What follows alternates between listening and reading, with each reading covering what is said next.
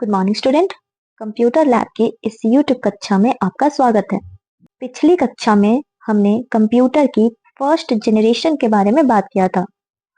आज हम इसके आगे बात करेंगे, तो आइए शुरू करें।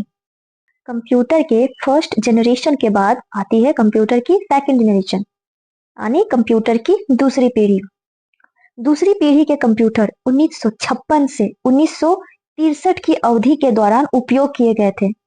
इन कंप्यूटरों की मुख्य विशेषता वैक्यूम ट्यूबों के स्थान पर ट्रांजिस्टर का उपयोग किया गया था। पहली पीढ़ी में हमने देखा था कि कंप्यूटर में वैक्यूम ट्यूब का यूज किया गया था और दूसरी पीढ़ी के कंप्यूटर में ट्रांजिस्टर का उपयोग किया गया। ट्रांजिस्टर का आविष्कार वॉल्टर ब्रेटन, जॉन बॉडिन और विलियम शॉकली ने 1947 में किया था, जिसके लिए उन्हें नोबेल पुरस्कार मिला था। ट्रांजिस्टर एक अर्धचालक उपकरण है जिसका उपयोग कनेक्शन को संरक्षित करके आने वाले संकेतों की शक्ति को बढ़ाने के लिए किया जाता है। ये हमारा ट्रांजिस्टर है जिसे दूसरी पीढ़ी के कंप्यूटर में वैक्यूम ट्यूब की जगह पे इस्तेमाल किया गया था। दूसरी पीढ़ी के कंप्यूटर के निर्माण में ट्रांजिस्टर का प्रयोग दिखाया गया है। ट्रांजिस्टर तकनीक के उपयोग से कंप्यूटर के प्रदर्शन को काफी हद तक सुधारने में मदद मिली है। ट्रांजिस्टर वैक्यूम ट्यूबों की तुलना में बेहतर तकनीक थी। दूसरी पीढ़ी के कंप्यूटरों में प्रयुक्त ट्रांजिस्टर पहली पीढ़ी के कंप्यूटरों में प्रयुक्त वैक्यूम ट्यूबों की तुलना में छोटे, तेज और सस्ते थे तथा कम गर्मी उत्पन्न करते थे। ट्रांजिस्टर हल्के वजन के इलेक्ट्रॉनिक उपकरण भी थे जिन्हें संचालन के दौरान बहुत कम बिजली की आवश्यकता होती थी। ट्रांजिस्टर की इन विशिष्ट विशेषताओं ने दूसरी पीढ़ी के कंप्यूटरों को पहली पीढ़ी के कंप्यूटरों की तुलना में छोटा, तेज, सस्ता, अधिक कुशल और अधिक विश्वसनीय बना दिया। सेकेंड जनरेशन में प्रिंटर, सेकेंडरी स्टोरेज और ऑपरेटिंग सिस्टम तकनीक का भी इस युग में आविष्कार किया गया था। हालांकि ये कंप्यूटर अभी भी अपने इनपुट आउटपुट ऑपरेशन को पूरा करने के लिए पंच कार्ड और प्रिंट आउट पर निर्भर थे। सेकेंड जनरेशन के कंप्यूटरों में किया गया एक और प्रमुख तकनीकी विकास मशीन भाषा को असेंबली भाषा में बदलना था। असेंबली भाषा एक निम्न स्तरीय भाषा है जो प्रोग्रामर को एक प्रोग्राम में विभिन्न निर्देशों का प्रतिनिधित्व करने के लिए निमोनिक्स नामक सरल अंग्रेजी शब्दों का उपयोग करने की अनुमति देती है। दूसरी पीढ़ी के कंप्यूटर के कुछ उदाहरण निम्नलिखित है। PDP-8, IBM 1401 और IBM 7090। दूसरी पीढ़ी के कंप्यूटरों के निम्नलिखित लाभ हैं। ये अपने समय के सबसे तेज कंप्यूटिंग डिवाइस थे। असेंबली भाषा के उपयोग के कारण उन्हें प्रोग्राम करना आसान था। उन्हें एक स्थान से दूसरे स्थान पर बहुत आसानी से स्थानांतरित किया जा सकता था क्योंकि वे छोटे और हल्के वजन वाले कंप्यूटिंग उपकरण थे। अपने संचालन को पूरा करने के लिए बहुत कम बिजली की आवश्यकता होती थी। ये पहली पीढ़ी के कंप्यूटरों की तुलना में अधिक विश्वसनीय थे और इसलिए उन्हें नियमित अंतराल पर रख रखाव की आवश्यकता नहीं थी। दूसरी पीढ़ी के कंप्यूटरों की सीमाएं निम्नलिखित हैं। इन कंप्यूटरों के लिए इनपुट और आउटपुट मीडिया में काफी हद तक सुधार नहीं किया गया था। इन कंप्यूटरों की कीमत बहुत ज्यादा थी और ये घरेलू उपयोगकर्ताओं की पहुंच से बाहर थे। ये विशेष उद्देश्य वाले कंप्यूटर थे और केवल विशिष्ट अनुप्रयोगों को ही निष्पादित कर सकते थे। अब बात करते हैं तीसरी पीढ़ी के कंप्यूटर के बारे में। तीसरी पीढ़ी के कंप्यूटर 1964 से 1975 की अवधि के दौरान अनुप्रयोग में लाए गए थे। तीसरी पीढ़ी के कंप्यूटर सिस्टम की प्रमुख विशेषता एकीकृत सर्किट, इंटीग्रेटेड सर्किट का उपयोग था। आईसी तकनीक को माइक्रो इलेक्ट्रॉनिक्स तकनीक के रूप में भी जाना जाता था। आईसी वे सर्किट होते हैं जो ट्रांजिस्टर, प्रतिरोधक, कैपेसिटर आदि जैसे विभिन्न इलेक्ट्रॉनिक घटकों को एक छोटे सिलिकॉन चिप पर जोड़ते हैं। पहला आईसी वर्ष 1958 में जैक किल्बी और रॉबर्ट नोयस द्वारा विकसित किया गया था। तीसरी पीढ़ी के कंप्यूटर लागत और प्रदर्शन के मामले में आईसी चिप, वैक्यूम ट्यूब और ट्रांजिस्टर से बेहतर थे।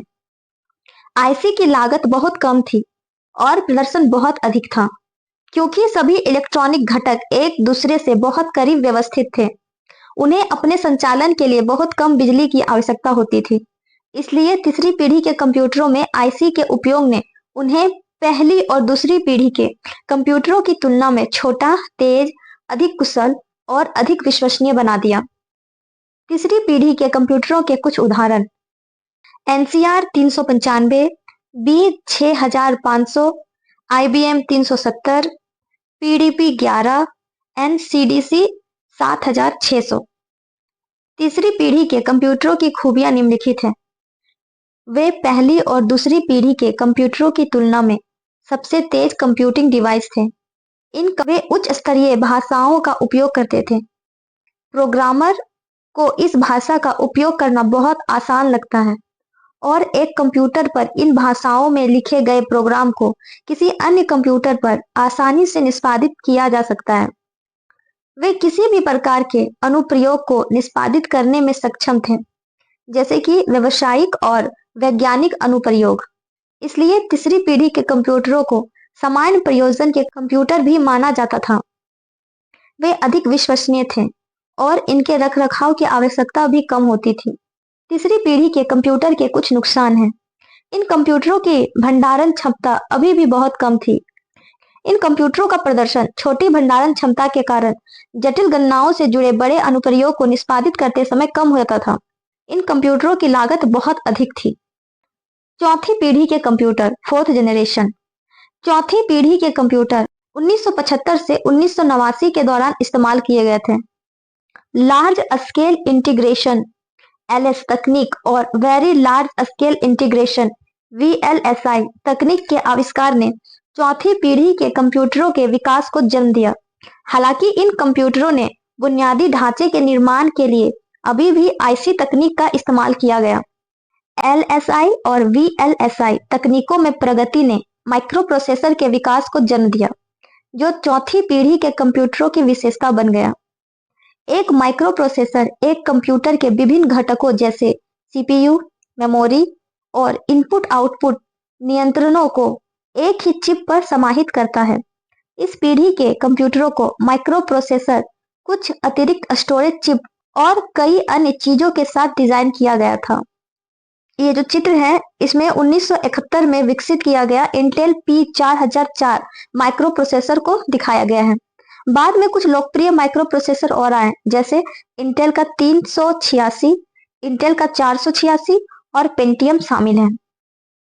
इस युग में पर्सनल कंप्यूटर PC शब्द लोगों के बीच लोकप्रिय हुआ।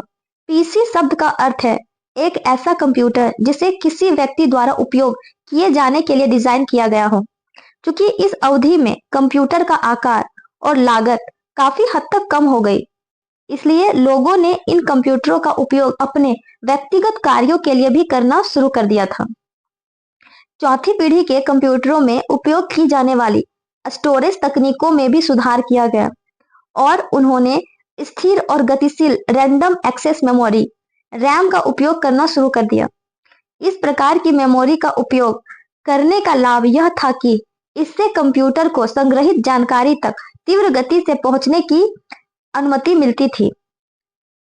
चौथी पीढ़ी के कंप्यूटरों के कुछ उदाहरण: IBM PC या AT, एप्पल और Cray-1।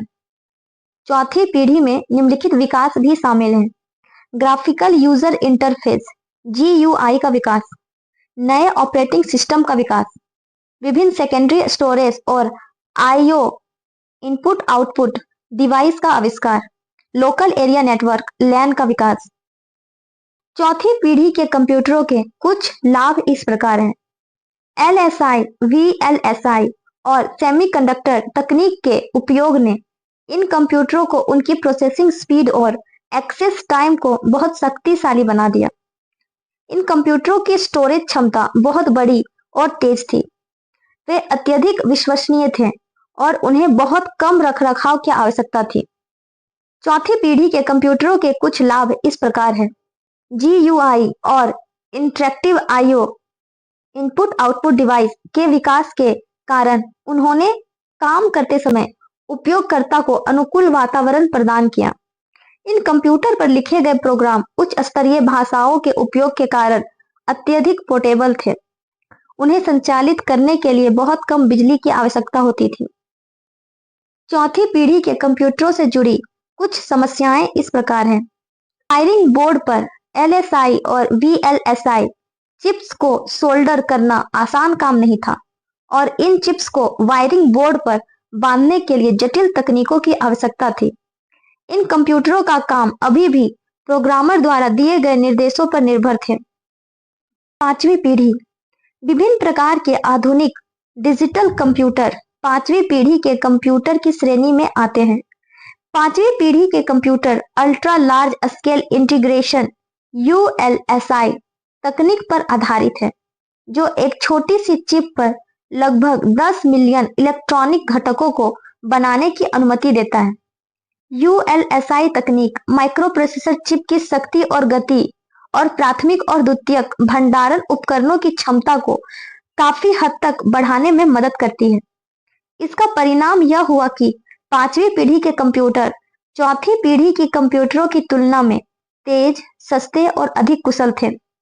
कंप्यूटर की इस पीढ़ी के दौरान किए गए कुछ सुधार या विकास इस प्रकार है।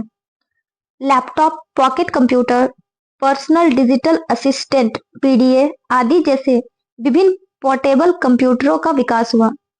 समांतर प्रोसेसर, पैरेलल प्रोसेसर का विकास, सर्वर नामक केंद्रीकृत कंप्यूटरों का विकास, ऑप्टिकल डिस्क तकनीक का आविष्कार, इंटरनेट और इसकी विभिन्न सेवाओं का आविष्कार।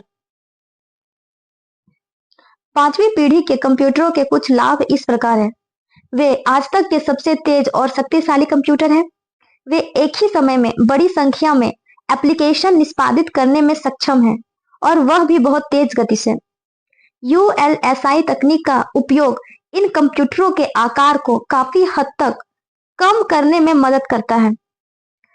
पांचवी पीढ़ी के कुछ कंप्यूटर आकार में इतने छोटे हैं कि उन्हें यात्रा के दौरान इस्तेमाल किया जा सकता है।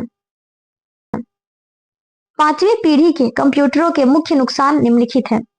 उन्हें कोई बुद्धिमान प्रोग्राम नहीं दिया जाता है जो उन्हें विभिन्न ऑपरेशन करने में मार्गदर्शन कर सके। आजकल वैज्ञानिक इस क्षेत्र में कुछ गंभीर प्रयास कर रहे हैं। कृत्रिम बुद्धिमत्ता और विशेषज्ञ प्रणाली अनुप्रयोग इस प्रयासों का परिणाम है। तो ये थे हमारे कंप्यूटर जनरेशन के बारे में। जो पहली वीडियो में हमने कंप्यूटर के फर्स्ट जनरेशन के बारे में समझा था और आज की वीडियो में कंप्यूटर के सेकेंड, थर्ड, फोर्थ और फिफ्थ जनरेशन के बारे में समझा। उम्मीद करते हैं कि आपको यह वीडियो अच्छा लगा हो।